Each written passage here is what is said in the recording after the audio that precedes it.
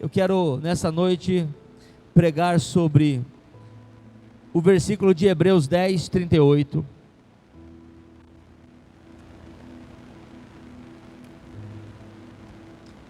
Diz assim a palavra do Senhor: mas o meu justo viverá pela fé, e se retroceder, não me agradarei dele. Pai, em nome do Senhor Jesus, nós te louvamos e te agradecemos pela tua palavra. Eu sou grato ao Senhor por mais uma vez poder ministrar diante da tua igreja, meu Pai querido, a tua palavra. Peço ao Senhor toda a graça que me é necessária nessa hora, Senhor, e nós, em nome do Senhor Jesus, como tua igreja que somos, vamos entender que toda palavra que descer em meus lábios neste momento é tua vontade no nosso meio, e somos gratos por isso, em nome do Senhor Jesus. Diga amém, quem concorda? Pode tomar o seu assento, querido. Por esses dias, se não me falha a memória, eu acho que foi a irmã Thalita, estava ministrando a palavra do Senhor, e eu louvo a Deus pela Reina Rei Jesus, porque a Reina Rei Jesus, se você ama a palavra do Senhor, você não precisa ficar assistindo o culto na internet para se inspirar. Se você prestar atenção no culto, de uma mensagem sai 3, 4, 5, e Deus, Ele é abundante no nosso meio com isso. Eu sou grato a Deus por isso. E nasceu algo dentro de mim a respeito desta questão de viver pela fé. E uma frase o Espírito Santo me trouxe dizendo: não depende do quanto você é bom ou ruim, depende única e exclusivamente do quanto você crê. Nós precisamos perder a mania de irmos diante do Senhor, falar, pedir, mostrando para Ele o quanto nós somos bons. Deus não responde a você porque você é bom, Deus não responde a você ou deixa de responder porque você é ruim. Deus responde a você porque você tem fé. Porque se Deus responde a você porque você faz bondade, e Deus não responde pessoas porque elas fazem maldade, então se tornou a meritocracia. Então é por mérito. Quem faz o bem, Deus dá. Quem não faz o bem, Deus não dá. Então é pelas suas obras e não pelas obras do Senhor. O texto está dizendo em Hebreus: o meu justo. E quando ele está se referindo ao meu justo, ele não está se referindo às obras que você realiza, mas é aquilo que ele realizou por você. Justo nessa ocasião não está relacionado ao que você faz, mas ao que ele fez por você. Os justificados pelo sangue do Cordeiro. Põe em Romanos 3, 10, e eu quero falar um pouquinho sobre isso. Está dizendo aqui, como está escrito: não há nenhum justo sequer na terra. Deus parece estar confuso, porque ele fala que o meu justo viverá pela fé, mas em Romanos, Paulo está dizendo, como já está escrito lá atrás em Eclesiastes, ele olhou para a terra e não viu nenhum justo sequer. E como é que ele está tratando então a gente como justo, se não existe justo nenhum? Ninguém por si só é justo diante de Deus, todos foram destituídos da sua glória. A pessoa mais bondosa que você possa conhecer, pastor, essa pessoa, ela vai para o céu, ela é bondosa demais. E a pessoa mais inescrupulosa que você possa saber agora, pastor, esse treco não vai. O Senhor Deus, por meio de Jesus Cristo, igualou essas pessoas no nível zero. Não importa o quanto você é bom, não importa o quanto você é ruim, você vai ser salvo se você crer em mim. Ninguém será salvo pelas suas obras, e ninguém será mais condenado pelas suas obras. O que nos salva, o que nos traz a redenção, é entregarmos a nossa vida para Jesus, confiarmos e crer no que Ele fez por nós. Por isso que o Senhor lá em Hebreus, deixa aí, Ele está tratando o meu justo, ou seja, aquele que eu justifiquei. Vai para o versículo 23 e vamos até o 26, desse mesmo capítulo. Olha o que ele está dizendo: pois todos pecaram e estão destituídos da glória de Deus, sendo justificados gratuitamente por sua graça, por meio da redenção que há em Cristo Jesus. Deus o ofereceu como sacrifício para a propiciação mediante a fé, pelo seu sangue, demonstrando a sua justiça. Em sua tolerância havia deixado impune os pecados anteriormente cometidos, mas no presente demonstrou a sua justiça, a fim de ser justo e justificador daqueles que têm fé em Jesus. Quantos têm fé em Jesus aqui? Então você é um justo. Quantos acreditam em Jesus aqui? Então você é um justo. Para de falar bobagem de que você é um pecador miserável e não serve para nada. O Senhor já te justificou, o Senhor já te redimiu. Para de invalidar e anular o que Cristo já fez. Ou você assume essa cruz e a recebe, ou você está destituído da salvação. Não é por o que você faz, não é mais pelo que você deixou de fazer, Ele já fez. Deus, quando olha para mim, quando olha para você, Ele não vê você, Evelyn, Ele vê o Filho em você, e é isso que interessa para Deus. Ele não olha, Ana, para você.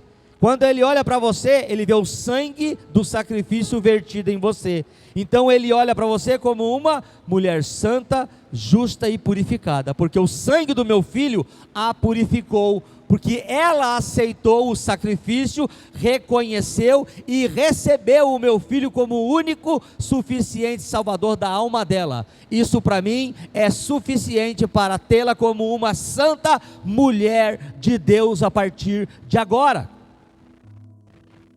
O que nós fazemos? Ninguém é justo, ninguém presta. Você, coisa ruim. Eu tenho um alto valor para Deus. Quantos têm um alto valor para Deus? Deixa eu ver. Como assim, pastor? O meu valor é tanto que Deus fez o filho dele descer aqui para morrer por mim. Presta atenção no que você fala. Se você fosse uma porcaria, Deus não mandava o filho descer para morrer por você. Se você não valesse nada, Deus não mandava o filho aqui para morrer por você, Guilherme. Assim como nós, criaturas do Senhor, estávamos com saudade da sua intimidade, Ele também, como Criador, sentiu saudade um dia da nossa intimidade. A hora que ele desce, Noé desce com a família e faz sacrifícios ao Senhor, a primeira coisa que o Senhor faz é aspirar o cheiro agradável da gordura do holocausto, e ele então sentiu saudade daquilo e falou: nunca mais eu vou fazer isso, nunca mais eu vou destruir a humanidade totalmente, não importa o que eles façam, o homem é mau, mas eu nunca mais farei isso. Então para de falar bobagem, você tem um alto valor. Deus ama você demais para você ficar falando besteira por aí. Você é filho, filha, redimida, justificada. Quando você passa, o diabo tem que cortar e sair da calçada que você está. Quando você anda na rua, o tal do tranca-rua que tem por aí, ele tem que cortar a volta e dar uma volta em outro quarteirão, porque ali vem um filho de Deus, ó, não dá. Quem conhece sabe. Então, quando o Senhor está tratando do meu justo, não está falando da sua bondade, Ele está falando do que Ele fez por você. Eu justifiquei. Porém, abra um parênteses aqui, não podemos confundir a justificação com a falta de prática. Põe em Tiago 1, 22, 25. Então quer dizer que Ele me justificou, não precisa fazer nada. É pela fé. Não. Não confunda a obra da justificação e da redenção com a ausência de obediência. Escute isso. Sejam praticantes da palavra e não apenas ouvintes, enganando a vocês mesmos. Segue até o 25. Aquele que ouve a palavra, mas não a põe em prática, é semelhante a um homem que olha a sua face num espelho, e depois de olhar para si mesmo, sai e logo esquece da sua aparência. Mas o homem que observa atentamente a lei o quê? Perfeita. A lei o quê? Perfeita. A lei perfeita que traz a liberdade e persevera na prática do quê? Desta lei, não esquecendo o que ouviu, mas praticando-o, será feliz em tudo o que fizer. Entende agora o que as pessoas da graça sem graça não estão entendendo? E fica essa confusão. Não é pela lei, é pela fé. Sim, mas existe uma lei da fé que precisa ser praticada. Existem leis espirituais que precisam ser realizadas por você. Não adianta o evangelho ser pregado aqui e não produzir mudança em que você comece a praticar novos atos, tendo novas atitudes na sua vida. Não vai dar certo. Então não se trata de que você não precisa fazer nada. Nós temos que praticar esta nova lei perfeita do Espírito, obedecendo as Escrituras Sagradas e colocando ela em práticas em nossa vida. Senão, seremos como um homem que olha ao seu espelho e sai e logo esquece, ou seja, nada acontece. Como está dizendo em Tiago 22, estão se enganando. Se vocês não porem em prática a minha palavra, o meu poder não vai se manifestar. Não tem nada a ver de graça sem graça. Precisamos pôr em prática a palavra do Senhor. Pastor, eu preciso ser abençoado, pastor, ora por mim, não sei o que está acontecendo. Quantas das vezes eu pego pessoas assim, a primeira pergunta que eu faço: você é um dizimista? Pastor, veja bem, eu não pratico isso. Tudo bem, não vamos brigar. Eu oro. Pai, em nome de Jesus, abençoa. Daqui a um tempo a pessoa volta de novo: pastor, não sei o que está acontecendo, parece que está tudo travado. Será que foi macumba? Será que é o zóio gordo? Será que é não sei o quê? Eu falei: nossa, esse Jesus seu está muito fraco. Ele não aguenta uma macumbinha. Ele não aguenta o seu nome amarrado na boca de um sapo. Você praticou o dízimo? Pastor, experimenta, filho. É o que o senhor está falando. Me põe à prova, testa, experimenta. Não tem como você falar que o dízimo não funciona se você não pratica. É a mesma coisa que eu dizer que uma pessoa não presta sem conhecê-la. Mas você conhece? Não, eu nunca vi. Eu ouvi falar. Ah, então você não conhece. Como é que você está tirando pré-julgamento de uma pessoa que você não conhece? Tire a sua prova. Venha, é dízimo, é pastor? Eu vou agora tirar meus 10%, está aqui. Pratique. E faça a prova dele, não é do pastor não. Senhor, o senhor disse que abriria uma comporta no céu, ó. Eu sou dizimista, Senhor. Estou precisando disso, Pai. Ó. Abre uma porta para mim. Eu duvido que Ele não vai te dar respostas, porque todas as vezes que nós agimos na palavra do Senhor, lembre-se, você coloca Deus em evidência, você coloca Deus em xeque. É a palavra dele e Ele falou: eu velo para cumprir minha palavra. A palavra do Senhor jamais vai cair em descrédito, porque Ele está atento aonde é mencionado, aonde é falado. Por isso que Ele diz: aonde se reunir 2 ou mais, eu estou lá. Estão falando da minha palavra? Me faça presente. Por quê? Por causa de mim, de você, Evelyn? Não, por causa da palavra dEle. Ele está velando pelo cumprimento dela. Jamais o que está escrito, o autor de todas as coisas, vai deixar isso cair em descrédito. Jamais. Então prove ao Senhor. De que maneira? Praticando. Se não praticar o que está escrito, fica muito difícil. A fé nos abençoará, mas não decidirá por nós. Você precisa entender que a fé, o que é a fé? A fé é algo que acontece dentro de mim e de você, quando nós entramos em contato unicamente com isso aqui. Não há nada fora disso aqui, palavra de Deus, que gere fé em alguém.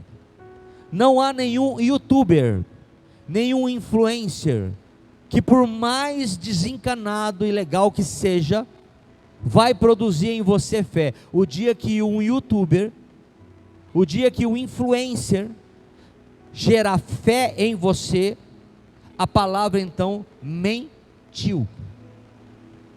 O Senhor diz: a fé só vem pelo ouvir, e o ouvir a minha palavra. Esta pessoa ou este influenciador poderá gerar fé em você, não por ele, mas por estar falando da palavra.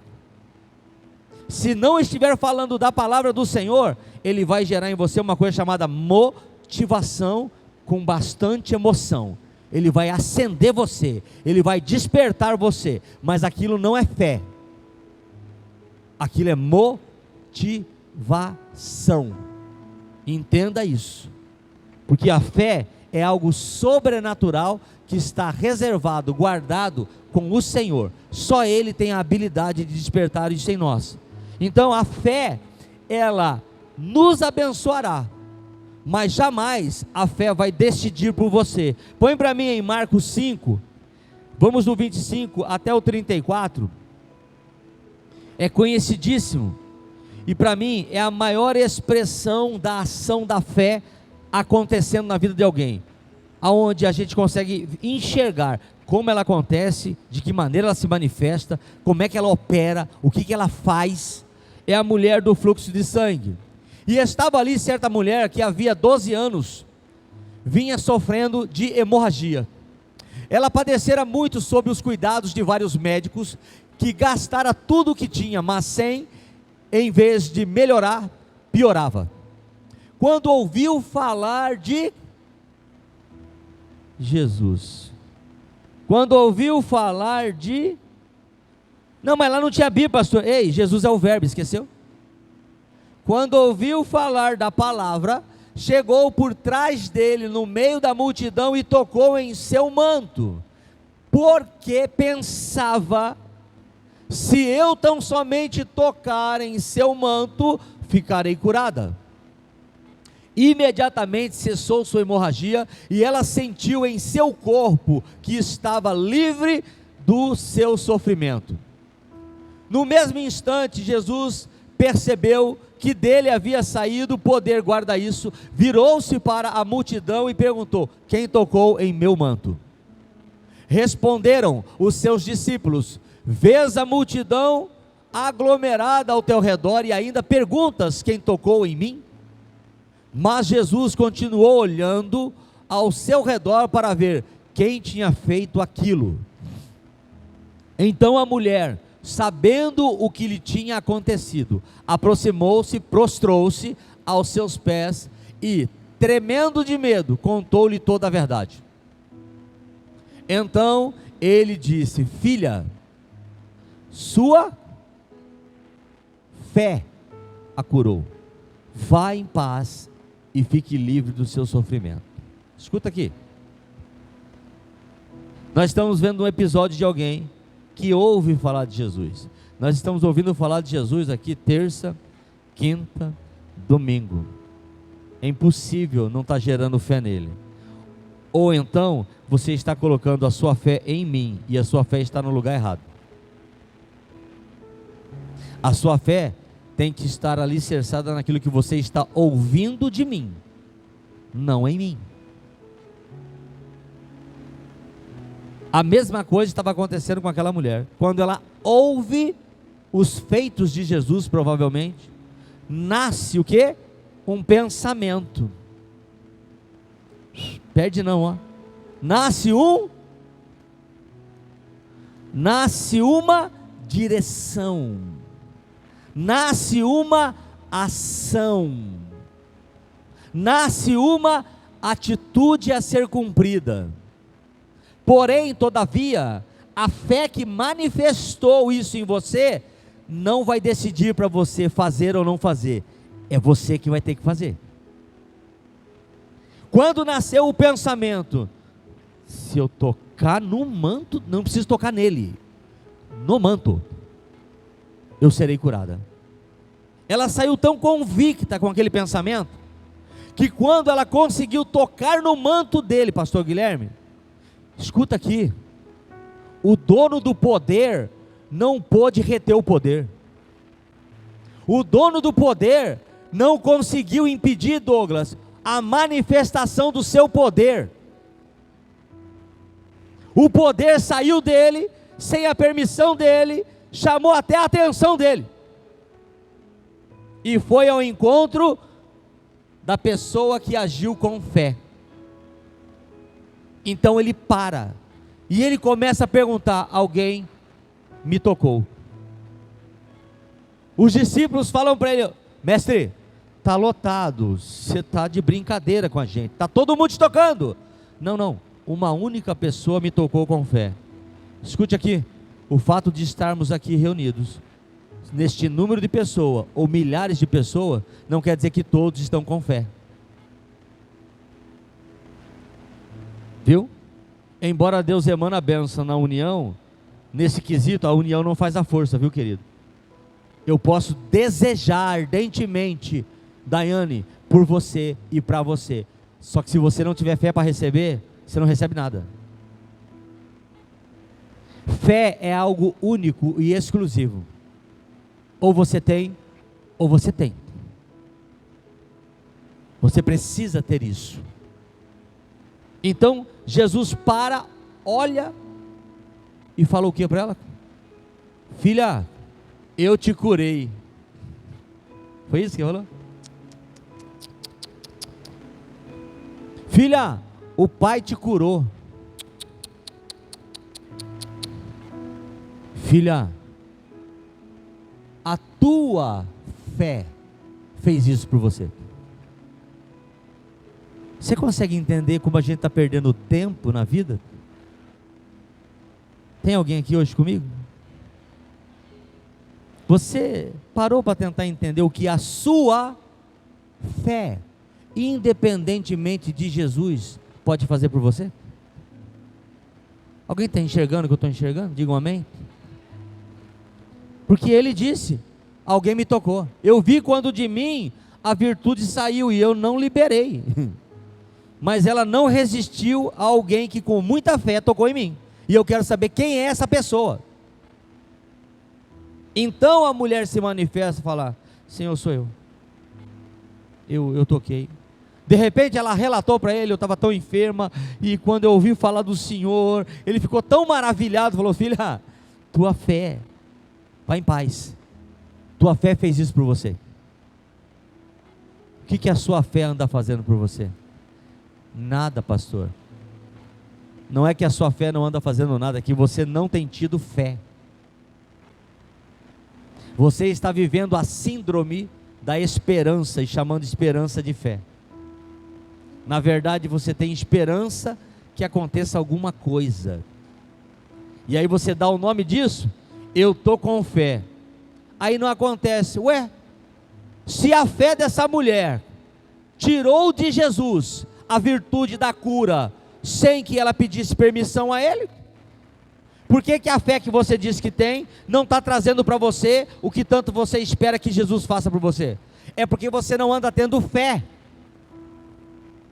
Você acha que está tendo fé, você está tendo esperança.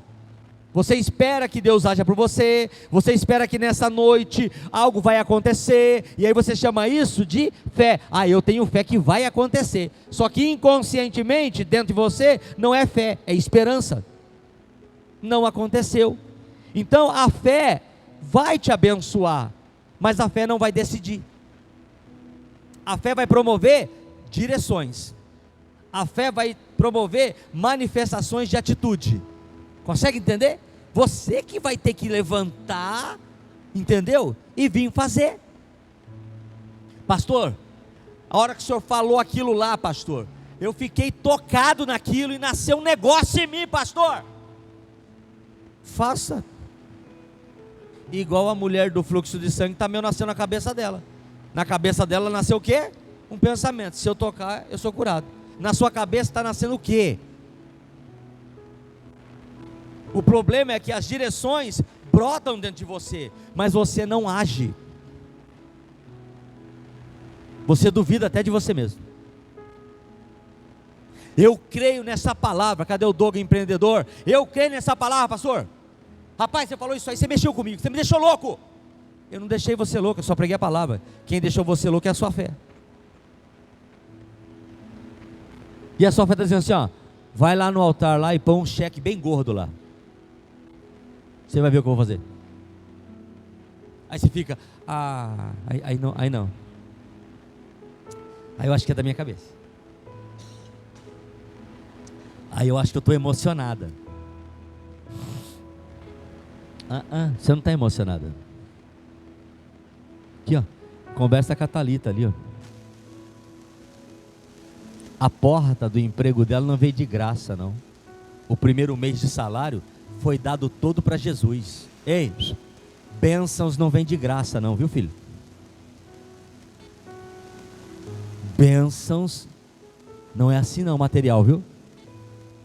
Ela falou: se o Senhor abrir a porta para mim, assim, salário bom, Senhor, eu te entrego o primeiro salário todinho. Ela pagou. O voto dela. Está trabalhando, está ganhando bem, né? Vai 2 vezes por semana comer sushi no restaurante japonês, chinês, sei lá como é que é o negócio, assim? Voltou a fazer faculdade. Mas por quê? É porque o pai me ama. Não, ela passou um bom tempo ouvindo que o pai ama ela e ela, coitada. Só Jesus, né, pastor? Que contem a história, quem quiser saber. Mas o dia que ela veio aqui, falou: rapaz, esse cara é doido, hein? Esse cara não reza não, hein? Nem terço, acho que ele reza, hein, filho? Mas ela deu voto de confiança: eu vou agir segundo a sua fé. O resultado está ali, ó.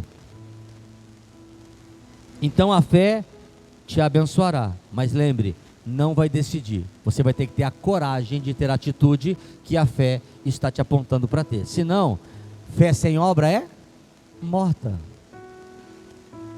Fé sem obra é morta. Sai, entendeu? Nesses pensamentos rasos. A fé agirá se nossa incredulidade deixar. Você sabia disso? Uma coisa que atrapalha a sua fé: incredulidade. Põe para mim em Marcos 9:14 e vamos até o 27. Um pai e sua falta de fé. Olha esse momento.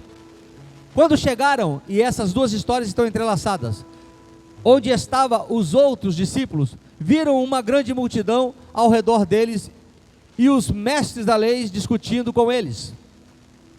Logo que todo o povo viu Jesus, ficou muito surpreso e correu para saudá-lo. Perguntou Jesus: o que vocês estão discutindo? Um homem no meio da multidão respondeu: mestre, eu trouxe o meu filho que está com um espírito que o impede de falar. Onde quer que o apanhe, joga-o no chão. Ele espuma pela boca, range os dentes e fica ringindo. Pedi aos teus discípulos que o expulsassem o espírito, mas eles não conseguiram. Que frustração de Jesus. Respondeu o Senhor Jesus: ó geração incrédula, até quando estarei com vocês? Até quando terei que suportá-los? Tragam-me o menino. Então eles trouxeram. Quando o espírito viu Jesus, imediatamente causou uma convulsão no menino, e este caiu no chão e começou a rolar, espumando pela boca. Jesus perguntou ao pai do menino: há quanto tempo ele está assim? Desde a infância, respondeu ele. Muitas vezes este espírito o tem lançado no fogo e na água para matá-lo, mas se podes fazer alguma coisa, tem compaixão de nós e ajuda-nos. Se podes, disse Jesus, tudo é possível àquele que crê. Imediatamente o pai do menino exclamou: creio, ajuda-me a vencer a minha incredulidade. Quando Jesus viu que uma multidão estava se ajuntando, repreendeu o espírito imundo, dizendo: espírito mudo e surdo, eu ordeno que o deixe e nunca mais entre nele. A fé agirá se a sua incredulidade deixar. É isso que você precisa entender. O pai do menino também disse: eu creio, mas eu sou incrédulo. Eu acredito que tu podes fazer, mas na verdade eu sou incrédulo.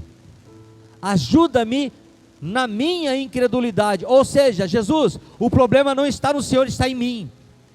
Eu creio que o Senhor pode fazer, mas eu não creio que eu posso receber isso, porque se tiver fé, mas nem Jesus retém a virtude. Se tiver fé, nem Jesus retém o milagre. Se tiver fé, nem Jesus impede a sua vitória, porque ele não resiste a uma pessoa que tem fé. O poder dele não resiste, sai involuntariamente para nos abençoar.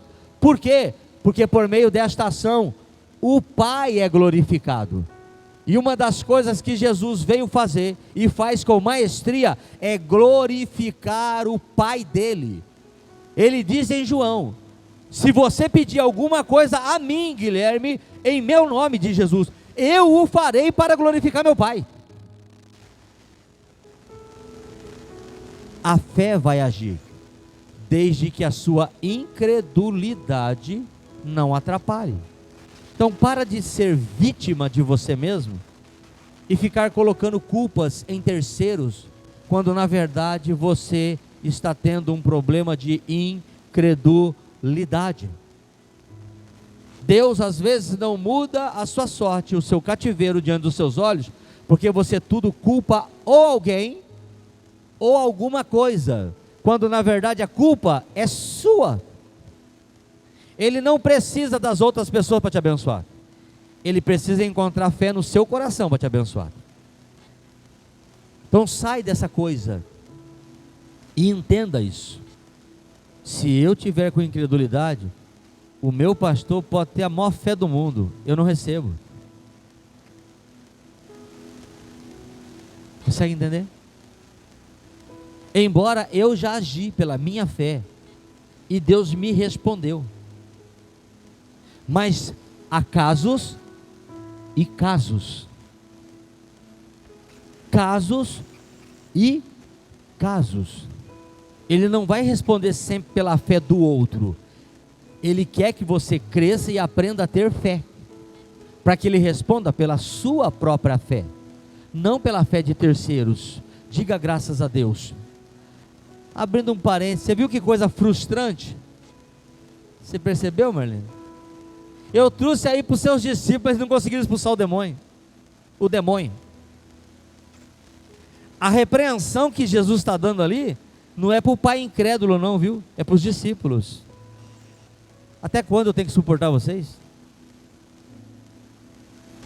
Até quando?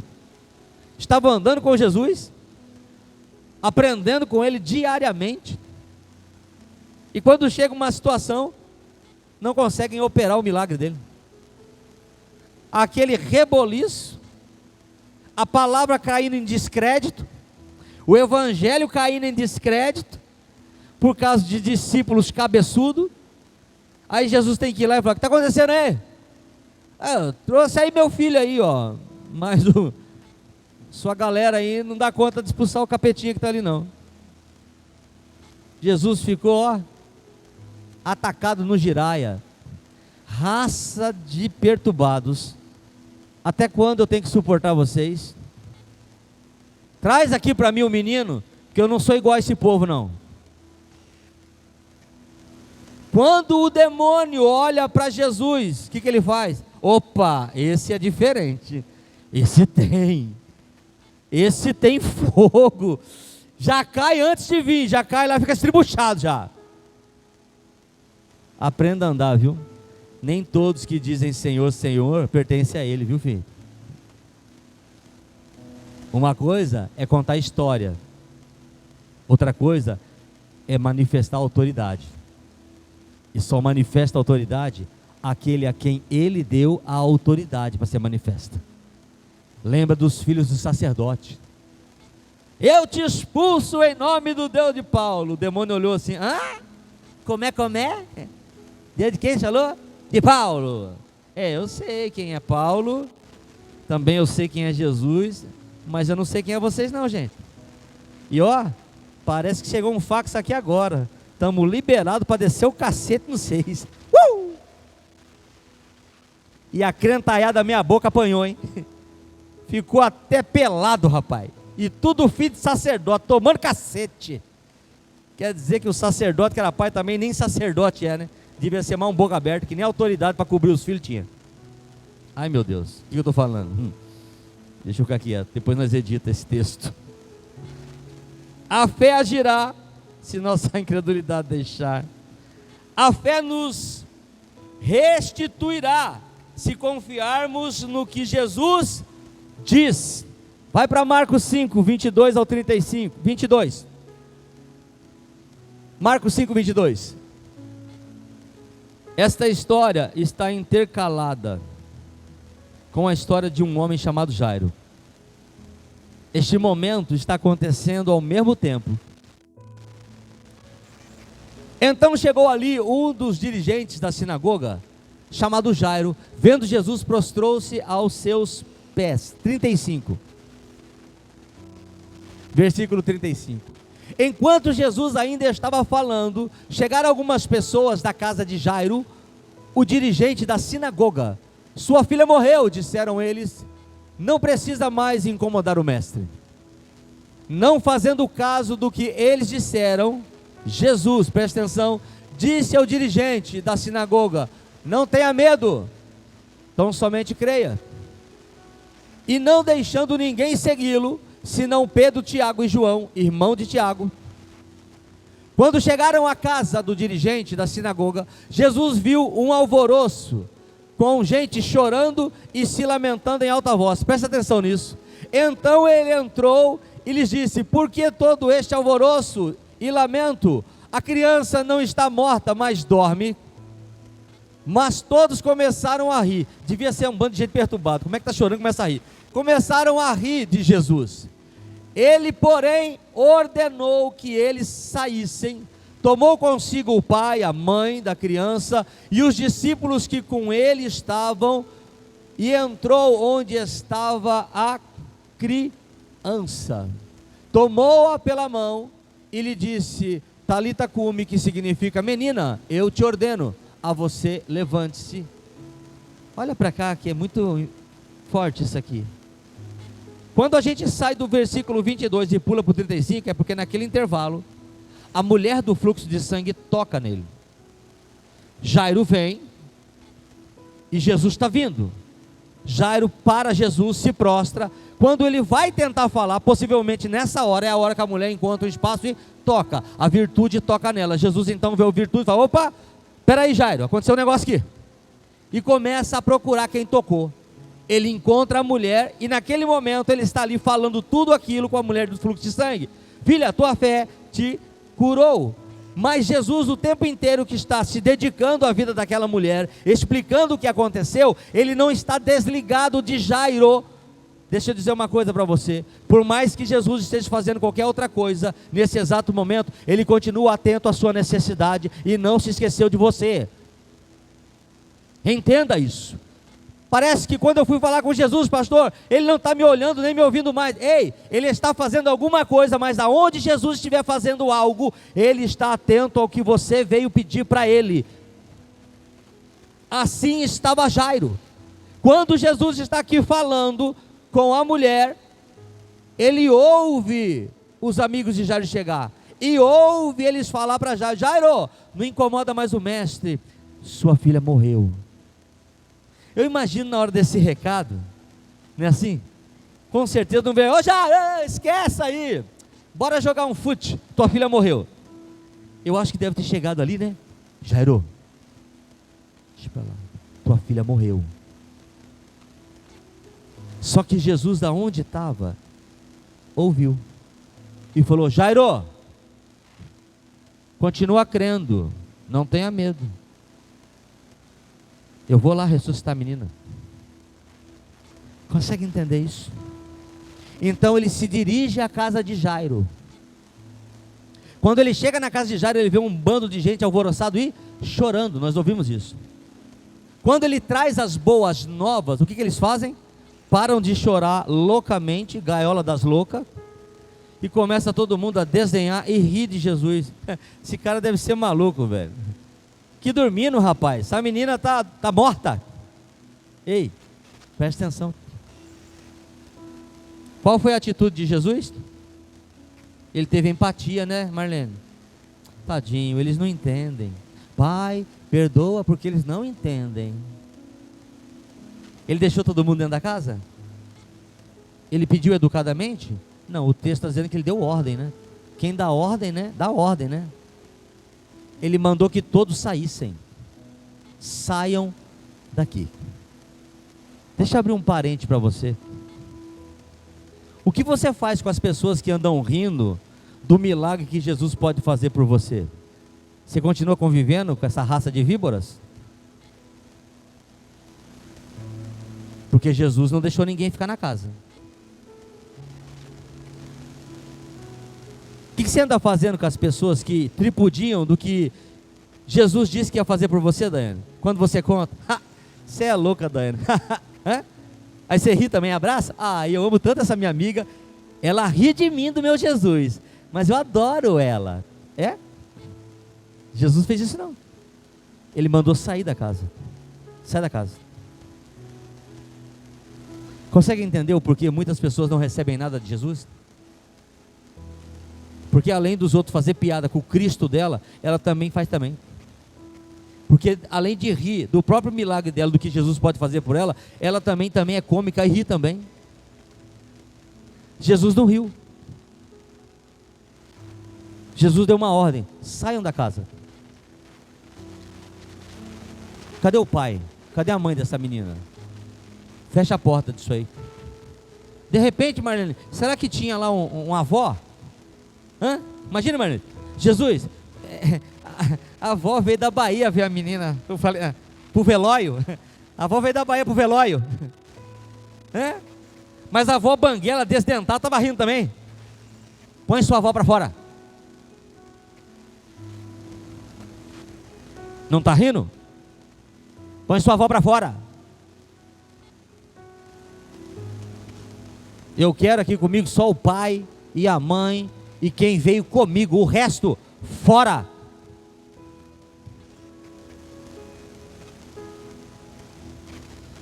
Qual é a sua atitude quando ri do seu Jesus? Você ri também? Você permite que fiquem à sua mesa também? Com a historinha do amor? Porque o seu Cristo não fez isso não. Ele não falou, podem rir aí, viu? Vocês vão ver o que eu vou fazer. Pode rir aí, viu? Ele mandou sair. Sai todo mundo.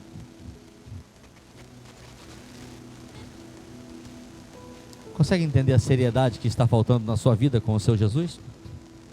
Será que não é por isso que ele não abençoa você? Porque ao invés de você repreender quem ri dele na sua história, você também ri? Faz até piada e depois põe o teu joelho medíocre no chão e fala: Senhor, ele não sabe o que está fazendo. Ele sabe sim, ele está rindo de mim. E você também. E agora você põe o joelho esperando que eu faça alguma coisa por você, sendo que até você ri do seu próprio milagre?